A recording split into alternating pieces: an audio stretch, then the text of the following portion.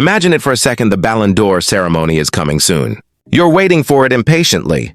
You're scrolling through Twitter to pass the time, and suddenly a journalist named Fabrizio Romano drops the bomb a few days before the event, already revealing the Ballon d'Or winner. At that moment, he takes away your excitement to even watch the ceremony. Because yes, you, a true football fan, tell me, how long has it been since you were genuinely surprised by a player joining a new club during the transfer window? Yeah, that's what I thought.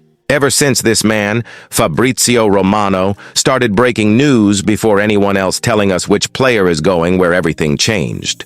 The transfer window, that chaotic period every football fan both loves and fears, a mix of rumors, dreams, shocks, and sometimes disappointment. For years, it was a real spectacle. TV channels, newspapers, and wild gossip were running the show. And then one day, one man changed it all. 3 little words were enough. Here we go. But along the way, something got lost. Today, every transfer comes with weeks of teasing, tweet after tweet. When the deal is finally official, it feels more like a confirmation of what we already knew than a burst of joy. No more surprises. We don't celebrate signings anymore. We follow them like we track an Amazon delivery. So, how did we get here?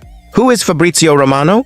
And how did he become the most followed football journalist in the world, even more than Kylian Mbappé on Twitter? That's what we're about to find out in this video. Don't forget to subscribe, like, and comment. It really helps me a lot. Thank you, everyone. Let's begin. Fabrizio Romano was born in Naples in 1993. In his family, football wasn't just a sport, it was a religion. While most teenagers were spending their evenings on FIFA or hanging out with friends, he was writing football articles and sending them to blogs and sports websites, often without any reply.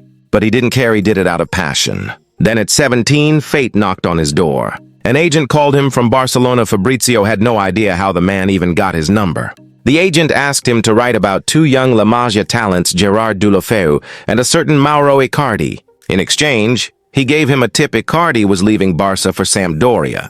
Fabrizio published it, and boom, it was true. His very first exclusive. At the time, it wasn't a huge scoop, just youth players and a Serie B club, but it was the beginning. He'd just tasted the adrenaline of breaking news, and he'd never stop chasing it again. At 19, Fabrizio arrived in Milan, hired by Sky Sports Italia. There, he learned the trade from a master, Gianluca Di Marzio, the man who knew everything about the Italian transfer market. Fabrizio hung around luxury hotels, restaurants, and airport parking lots, trying to spot agents and sporting directors. He learned to listen, to build trust, to gain access to the right people. But above all, he quickly understood the power of social media. While most journalists ignored Twitter, Fabrizio started tweeting in English, reaching a global audience. Step by step, his network grew, his contact book filled, and his reputation exploded. But everything changed for him during the January 2020 transfer window. Here we go. Fabrizio was covering the long-awaited transfer of Bruno Fernandes to Manchester United. After weeks of contradictions and endless speculation, he tweeted Bruno Fernandes to Manchester United. Here we go. Those 3 last words had an immediate effect. Fabrizio Romano became the most trusted football source on the internet, offering what traditional journalists couldn't always combine: speed, accuracy, and constant updates. While others waited for official confirmations, he reported news in real time, sometimes even before the club's announcements. In an era flooded with fake news and parody accounts, Fabrizio stood out by being consistently right. Amid the chaos, fans needed certainty, and those 3 words gave it to them. Here we go. At first, it was just his way of confirming deals. But it quickly became a brand. Memes appeared. T-shirts were printed. Fans scrolled Twitter waiting for that phrase. Even clubs started timing their announcements after his posts. From a small Twitter account a few years back, he built a global football empire, over 110 million combined followers today. Clubs, agents, and even CEOs now send him info directly, a level of access almost unheard of, especially for an independent online journalist. Because if we look back, transfer news used to look very different. TV channels ran non-stop coverage, yellow tickers flashing across the screen announcing possible signings. Reporters surrounded by fans waiting outside stadiums, and we, the fans, we didn't scroll. We waited by the TV, by the radio. But in the social media era, everything changed.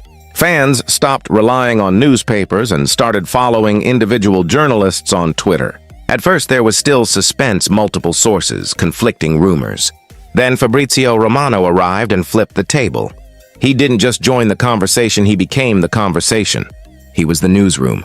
He was the TV set.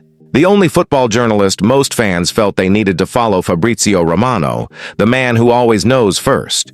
But over time, that constant presence blurred the lines. He wasn't tweeting only the big transfers anymore, it was every single rumor. Every little update became a tweet. Take the recent transfer of Florian Wirtz to Liverpool as an example. Fabrizio mentioned a possible move on May 8th. From that moment until Liverpool's official announcement, there were about 50 tweets about Wirtz, each one a step in the process. His special formula, a few tweets, a selfie video, a few more tweets, then we go. A vacation photo of the player, then another 5 tweets for confirmation. By the halfway point, everyone already knew Wirtz was joining Liverpool. Sometimes he even shares the exact hour clubs plan to announce deals, leaving fans with no moment of genuine surprise. A huge contrast to the pre-Fabrizio era, when transfers could shock the world at the last minute. Now it's tweets and videos spoiling everything before it happens. The algorithm loves it, but the magic has vanished. Speed replaced spectacle. Predictability replaced chaos. For some fans, the transfer window became more efficient but far less fun.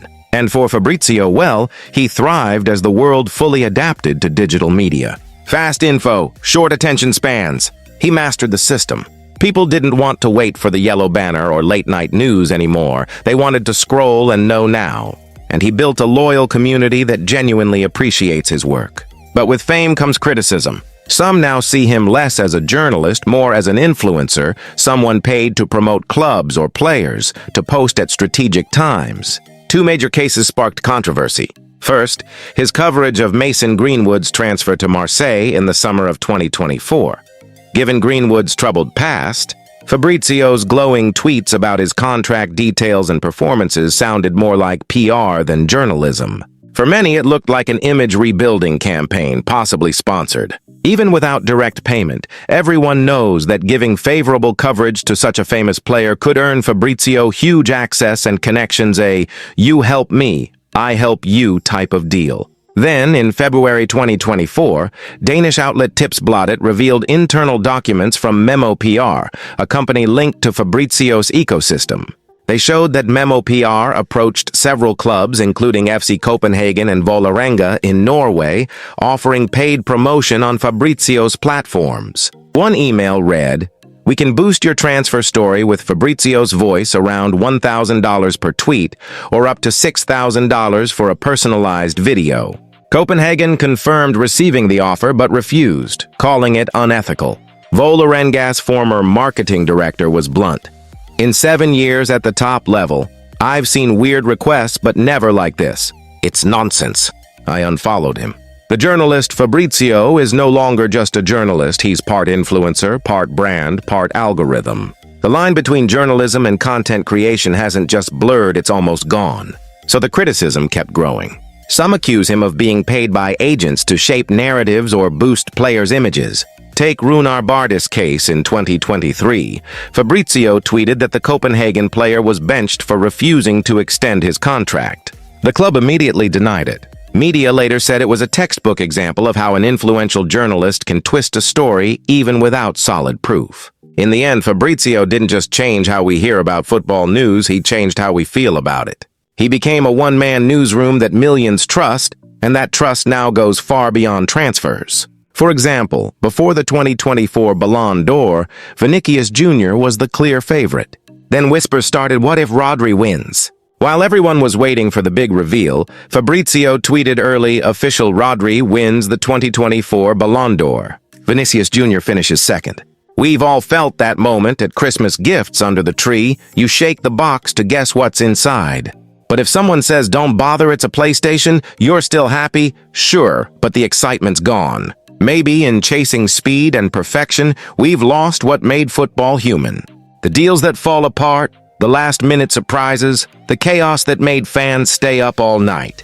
Now we just scroll online, skim through updates, already knowing who's signing, where, and when. The madness is gone.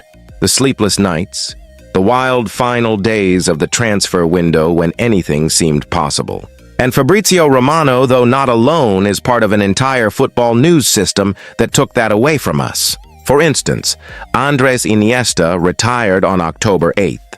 Fabrizio broke it early. Iniesta will announce his retirement on October 8th. We all thought, come on, let the man announce it himself. But surprise is still possible, and Porto proved it this summer with the unexpected signing of De Jong. No leaks, no rumors. The Dutch striker flew in secretly, wearing a black cap with his agent. His agency even picked up his luggage to keep things quiet. The club disguised him as a handball recruit for his medical exams, total secrecy. No one saw it coming. The only way to know Porto had signed someone new was to be at the stadium that night when De Jong appeared on the pitch to greet the fans who had no clue at all. And since Fabrizio wasn't there, he couldn't know it before anyone else. Don't forget to like, comment, and subscribe. It really helps me a lot. Tell me what you think below. See you very soon. Ciao, friends.